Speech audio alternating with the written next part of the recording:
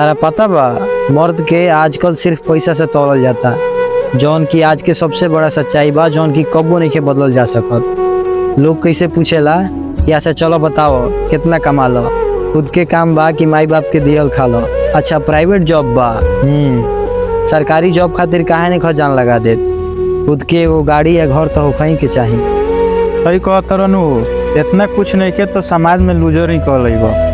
कितना अजीब बात बा, समाज के एगो तराजू बा जहाँ एक पल्ले में मर्द होलन और दूसरा पल्ला में उनकर कमाइल धन होला। ए बेरा के टाइम में जेकरा पास जितना धन बा उनकर उतने इज्जत बा। घर वाला शाबाशी देलन, गांव मोहल्ला रिश्तेदार उनका नाम के मिसाल देलन।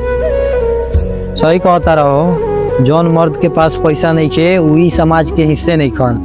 घर वाला दिन रात कोसेलन आ दुनिया वाला मुंह पर तमाचा मारेला। ये तो बा आजकल ज्यादातर मर्द के जिंदगी।